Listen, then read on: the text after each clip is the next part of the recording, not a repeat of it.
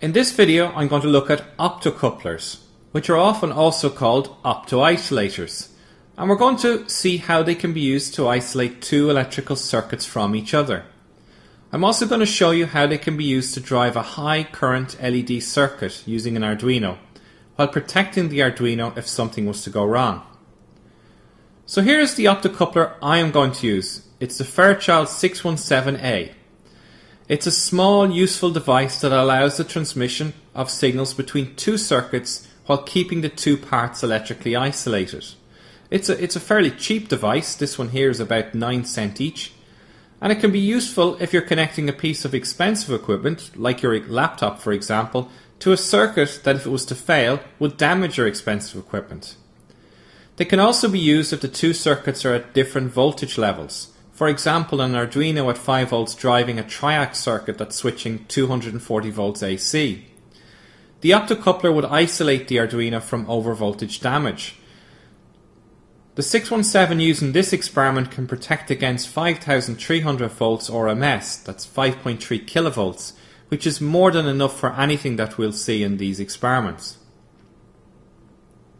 So optocouplers are digital switching devices. They're useful for transferring binary control signals, that's digital data, and we can use them to transmit analog signals as well using pulse width modulation, for example. We can see this later in a short example on driving the LED. So how does it work? Well, the optocoupler uses an LED emitter with a photodetector transistor that are separated by an insulating film within a silicon dome. When a current flows through the LED emitter, this is the red layer in the figure, the light that falls on the photodetector transistor, which is the green layer in the figure, allows a different current to flow through the collector emitter of the photodetector transistor. So when no light falls on the photodetector transistor, there is almost no collector emitter current at all. So you can see that there's no electrical connection between one side and the other side, and that the signal is transmitted only using light. There are many different types of optocouplers, and you choose one based on the requirements of your circuit. The most important parameters in choosing an optocoupler are, well, the first is the current transfer ratio, which is the ratio between the output current change and the input current change that caused it. We also call this the transfer efficiency. In the Fairchild 617A, at the current transfer across the anode-cathode, the CTR, which is the current transfer ratio, is 40 to 80%, depending on the forward current. We can use the CTR to configure the input current to control an output current. The CTR is, however, affected by the temperature and the temperature of the device that is operating within, and you will have to check the data sheet to see how this affects your device. The second important parameter is the switching time, or bandwidth. This is the highest frequency signal that can be transmitted through the optocoupler. The 617 has a linear operation without saturation of 250 kHz, which isn't that fast and could be a limiting factor if your circuits have high bandwidth signals to transmit from one circuit to the other. The third parameter is the collector emitter voltage limit. This is the limit of the supply voltage in the output circuit. In the 617A, we have a limit maximum of 70 volts. The fourth parameter is the input current, IF as we use it in our diagrams, that is used to calculate the resistor value on the input side. This is typically around 10 milliamps. Finally, you'll need to check the collector emitter current on the receiver side. In the 617A, this is a maximum of 50 milliamps. We can also place a diode on the input side to protect the device against reverse voltage. This optocoupler has a maximum reverse voltage of 6 volts, which means that it wouldn't be necessary as we're driving it with a 5 volt supply. So even if we mixed up the pins, we will be fine. Also, if this was required, we would be best buying the FOD 814 or similar device, where it can deal with unknown polarity by having a pair of LEDs oriented in different directions. Here's the first circuit that I've set up to demonstrate the use of the optocoupler. The most important thing to notice about this circuit is that there are two sources of voltage supply that are not connected together at all. The first is the Arduino, which has been powered by the USB cable connection to my computer, and the second is the mains PSU circuit that is set up to the right hand side of the picture. This circuit was one that I built in a previous video. So the input side, that's the pins on the top of the optocoupler, is powered by the Arduino, and the output side, that's the pins on the bottom of the optocoupler as we look at it in the picture, is powered by the mains power supply unit. In this setup you can see that there's a 470 ohm resistor in series with the input and a 100 ohm resistor in series with a blue LED on the output side of the optocoupler. So in the figure of the basic optocoupler circuit you can see that I chose this value to drive a current of about 10 milliamps through the emitter side of the optocoupler. The input side is connected to pin 13 on the Arduino and importantly ground on the Arduino, and that's not the ground on our breadboard. On the output side you can see that the current limiting resistor is chosen based on the parameters of the blue LED, which has a forward voltage of 3.5 volts when a forward current of 20 milliamps passes through it. Therefore a value of 75 ohms is required. I used a value of 100 ohms in this circuit as it was the closest value to hand. The input side is connected to the 5 volt rail of the breadboard, and the ground side is connected to the cathode of the LED and to the ground rail of the breadboard. So it's quite a straightforward circuit that we're driving using the Arduino Blink example. This example comes from within the Arduino environment itself, from the program environment itself. We go to File, Examples, Basics, Blink, and it's that example that we're using here. So in this piece of code, pin 13 is set up as an output pin, and then in the loop function we simply set pin 13 high for 1 second and then set it low for 1 second. So it loops like this forever, turning on for 1 second, off for 1 second, over and over again. You can also see that there's an LED on the board attached to pin 13 of the Arduino, and this flashes in synchronization with the LED that we have on the output side of the optocoupler. If we turn off the power on the output side of the optocoupler, we see that the output LED no longer flashes, while the Arduino is still powered and the LED on pin 13 continues to flash. If we turn back on the power, we can see that it begins to flash again. So again, it's important to point out that there's no physical connection between the Arduino and the breadboard in this circuit.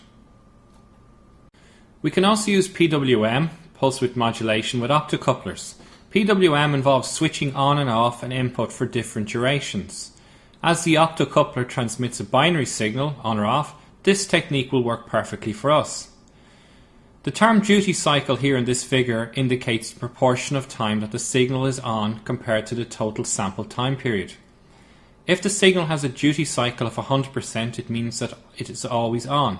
If it has a duty cycle of 0%, it means the signal is always off. So if we say that the signal has a duty cycle of 50%, it is on for only half the time period used. If you were to measure a rapidly changing signal with a duty cycle of 50% using a voltage meter, you would see that you would get an average of 2.5 volts. It doesn't represent exactly what's happening, and you would have to use the oscilloscope to see the real effect. Pulse width modulation is perfect for dimming LEDs, as LEDs are current driven, where the voltage drop across the LED is dependent entirely on the current flowing through it. A very energy efficient way to drive the LEDs is through using PWM at a high frequency. The higher the duty cycle, the brighter the LED will appear. At a duty cycle of 50%, the LED is on for half the time period and off for half the time period, so it will appear to have about a 50% intensity because humans won't be able to see the flicker as the frequency is too high. Once again, I'm going to use the Arduino to drive this circuit. The example to drive the LED using PWM comes from the Arduino examples, and this is in Examples, Analog, Fading. In this case, we must use one of the digital pins that is capable of PWM on the Arduino. On my Arduino, these are pins 5, 6, 9, 10 and 11, and this is marked on the surface of the board. So this example uses LED pin 9, and you'll see that we write a value to the pin using the analog write function. This writes a value between 0 and 255 to the output pin, where 0 represents a duty cycle of 0% and 255 represents a duty cycle of 100%. In this code example, we step from 0 to 255 in steps of 5 with a delay of 30 milliseconds on each step to fade the LED on. And then in the next loop we fade from 255 to 0 in steps of 5 with a delay of 30 milliseconds on each step to fade the LED off. So that is our initial optocoupler circuit, and I've shown how this switching device can be used to switch a load, even using PWM. I mentioned earlier that we can also use an optocoupler to drive a circuit that is at a different voltage level. We could use different devices for this, such as a relay in place of the optocoupler. However, relays are very large, more expensive, they're much slower, they're prone to mechanical failure, and require much more switching current. In this case, I'm about to drive a circuit that is at 12 volts DC, but it is just an example of how you could drive higher voltages. The 617A can switch 70 volt outputs with a maximum collector emitter current of 50 milliamps, which we'll see later on is quite limiting. The first thing we need to do is to adapt our power supply to provide 12 volts DC.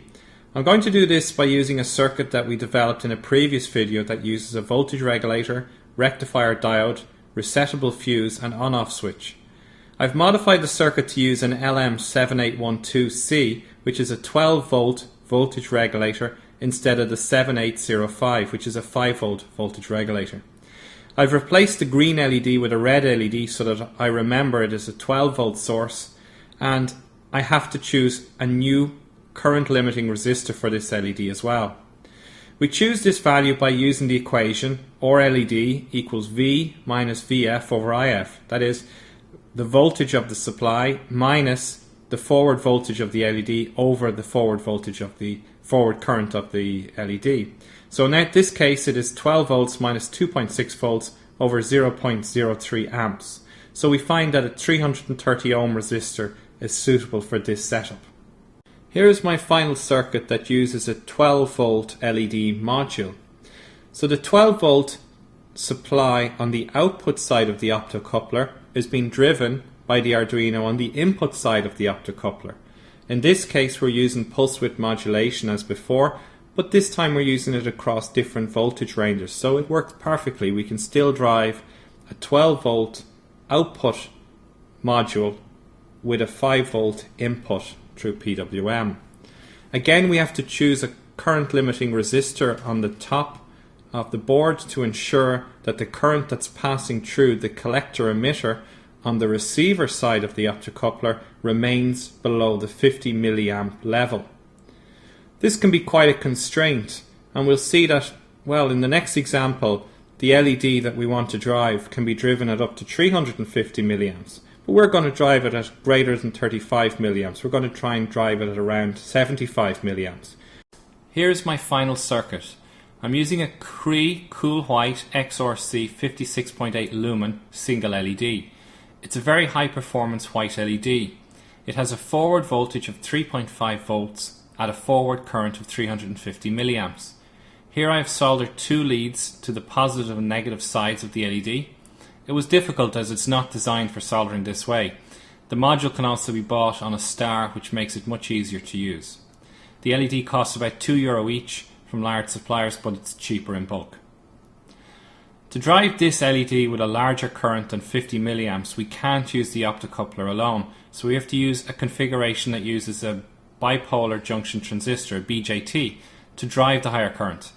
In this case, I'm only aiming to drive about 80 milliamps through the Cree LED, and for this I can use the BC547B.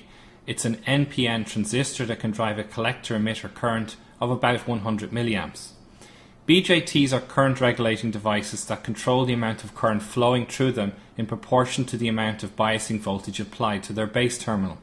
They act like a current control switch. So if we wish to switch a larger current than this, we would require a different transistor. I have placed a 10k ohm resistor on the base of this transistor. The BJT is in saturation, which is fully on, when the voltage between the base and the emitter is greater than 0.7 volts. And it's in cut-off, or fully off, when the voltage between the base and emitter is less than 0.7 volts. So a small current driven through the optocoupler receiver collector emitter is enough to switch a larger current across the collector emitter of the BC547 BJT. If we were to measure this current, we'd see that it's about 77 milliamps and the LED is very bright. It's actually too bright to look at directly, and brighter than the auto gain of the camera makes it appear on this video.